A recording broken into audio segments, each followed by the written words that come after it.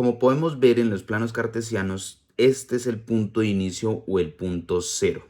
A medida que nos vayamos ascendiendo sobre el eje de los precios, vamos a ir, así como lo dije, aumentando. Pasamos de 100 a 200 a 300 hasta llegar a 1000. O sea que en la medida en que vamos ascendiendo del punto cero hacia arriba, vamos aumentando el nivel de precios. En el eje de las cantidades es exactamente igual. Vamos a ir avanzando de izquierda a derecha y pasando de 0 a 1, 2, 3, 4 hasta 10, en este caso muy específico, para explicar cómo va aumentando y cómo van cambiando, cuál es la relación que existe entre las cantidades, y los precios en la demanda y las cantidades y los precios en la oferta. Nos vamos a dar cuenta con la medida de la explicación que la función o la curva de demanda tiene una función, una relación inversa. Eso lo vamos a explicar más adelante. Y en la oferta tiene una relación directa, ¿sí? ¿Qué vamos a hacer específicamente en este momento entonces? Vamos a primero explicar qué es la demanda. Como lo hemos visto en el encuentro sincrónico que tuvimos en la última sesión, donde les comenté y fue el énfasis primordial del encuentro sincrónico fue identificar que estamos siempre sumergidos en la economía y siempre desde que estamos interactuando con compras y ventas y producciones dentro de la economía, estamos siempre manejando los conceptos económicos, solo que vinimos a esta clase de fundamentos de economía y microeconomía a entender y organizar ese conocimiento que la vida cotidiana nos ha entregado. ¿Listo?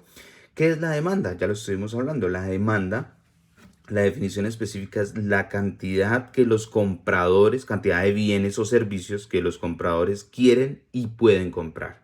Esa es la definición. La demanda está determinada por la cantidad de bienes y servicios que los compradores quieren y están en la posibilidad de comprar. Cuando dicen pueden comprar, nos referimos al nivel de ingresos que tenga la gente para poder acceder a ese bien o servicio. Sí, existe también algo que es muy específico y muy importante que nosotros entendamos el día de hoy, y es la ley de la demanda.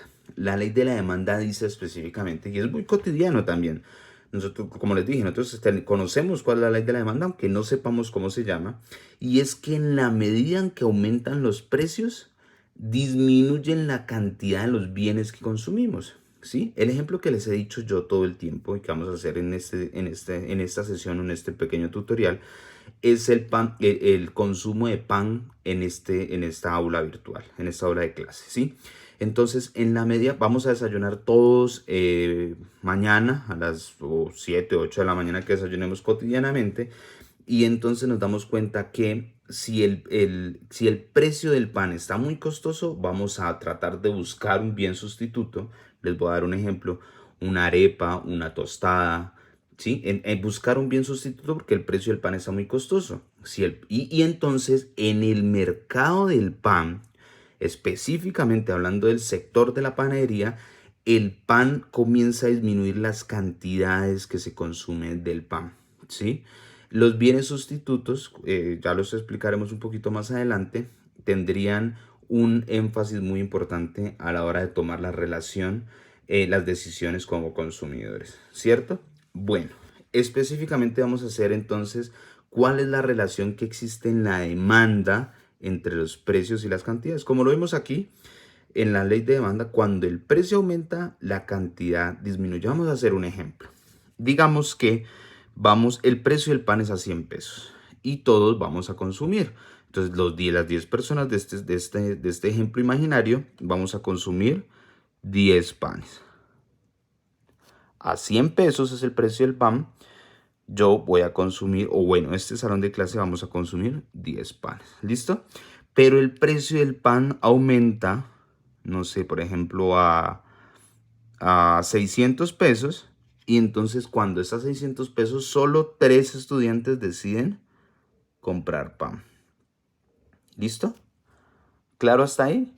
Si nosotros nos damos cuenta, qué pena con ustedes, cojo la tarjetita de mi hija, hacemos una línea recta, nos daremos cuenta que esta línea recta nos va a describir o nos va a reunir todos los punticos de las tomas de decisiones de los consumidores de pan, del mercado de pan, dependiendo las variaciones de los precios, ¿sí? Esta línea que está aquí nos va a decir específicamente cómo baja el precio del pan o cómo varía el precio del pan, para ser más específico, qué tantas cantidades van a consumir o vamos a consumir en el mercado del pan en esta aula de clase. No sé si soy claro al explicarles esto.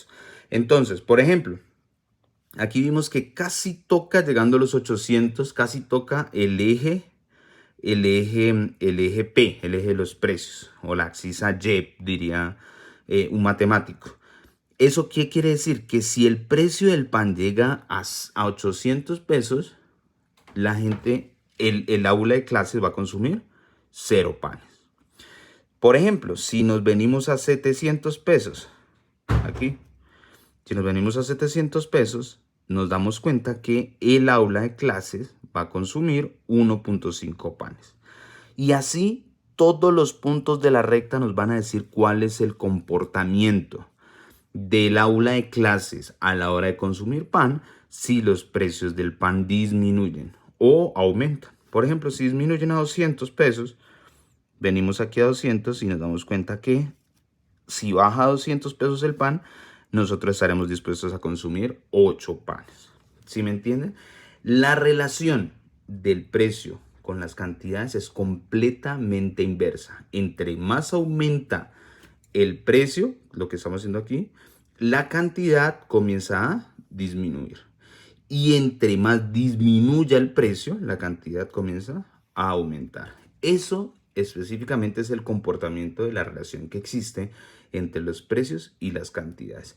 Existen algunos bienes especiales, algunos tipos de bienes especiales que, bueno, el fundamento los buscaremos en la bibliografía un poquito más adelante. Por ejemplo, los bienes inferiores, que son aquellos bienes que a medida que disminuye la cantidad de dinero o de renta que tiene el consumidor, va a aumentar el consumo de ese bien. Suena como raro, ¿cierto? Suena como difícil de explicar. Pero les doy un ejemplo muy claro. Si yo, por cosas de la vida, me estoy moviendo en carro siempre y el precio de la gasolina comienza a subir, que es lo más lógico, entonces yo voy a preferir, y si sube el precio de la gasolina, significa que mi nivel de renta comienza a disminuir, ¿cierto?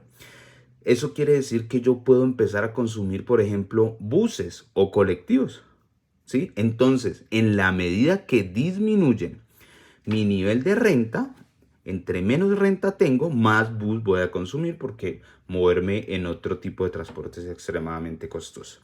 Eso son bienes inferiores. Los bienes normales, exactamente estos que acabamos de ver aquí. Los que si aumenta el precio, disminuye la cantidad, como el pan, por ejemplo, y si disminuye el precio, aumenta la cantidad. Normal. ¿Listo? Eso por el lado de la oferta. Ahora vamos al lado perdón, eso por el lado de la demanda. Ahora vamos por el lado de la oferta. Vamos a darnos cuenta que la definición de la oferta dice específicamente que es la cantidad de los bienes y servicios que los vendedores quieren y pueden vender, ¿sí? Es la cantidad de los bienes y servicios que los vendedores quieren y pueden vender. Eso significa que, bueno, acudiendo un poquito a la ley de la oferta, así como la ley de la demanda, la ley de la oferta dice que si hay aumento de los precios de los bienes, el vendedor está dispuesto a aumentar la cantidad. Hagamos el caso específico del ejemplo que hemos venido manejando con el tema del pan. Si nosotros estamos vendiendo el pan, el productor está haciendo el pan y está produciendo que a 100 pesos, voy a dar un ejemplo, que si el pan está a 100 pesos, él está dispuesto a producir, él quiere y puede vender 2 panes. Él dice, si el pan está tan barato, yo no me voy a esforzar mucho, no voy a contratar trabajadores, no voy a comprar material, porque a 100 pesos yo solo puedo producir 2 panes. Pero resulta que por cosas de la vida, el pan subió hasta 900 pesos y él decidió, por cosas de la vida, esto es un ejemplo claramente, él decidió por cosas de la vida vender 9 panes. ¿Listo? Cojo aquí otra vez el carnecito de mi hija, hago la recta y tenemos otra curva de indiferencia que nos dice específicamente cuál es la relación de los productores, la relación de precios, cantidades de los productores de pan. Quiere decir que si el pan está a 400 pesos, por ejemplo, si el pan está a 400, los productores van a querer vender o el productor va a querer vender 4.5 panes. Quiere decir que si el pan está a 700 pesos, ¿sí? El productor va a querer vender 7 panes. Quiere decir, eso es una relación directa. Quiere decir que en la medida que aumentan los precios, los productores van a querer vender mucha más cantidad. Muy lógico. Lo que yo les he dicho siempre desde la cotidianidad, siempre desde la cotidianidad. Si ustedes ven que un bien o servicio aumenta, el precio de un bien o servicio aumenta, los productores de ese bien o servicio, ¿qué van a intentar hacer? Van a tratar de producir más cantidades. Si el productor de pan, de la panadería, por ejemplo, específicamente, tiene un solo trabajador y trabajando juntos pueden producir, no sé, 200 panes al día, pero la gente sigue llegando y le sigue comprando toda la producción que ha sido, el señor de la panadería, ¿qué va a intentar hacer?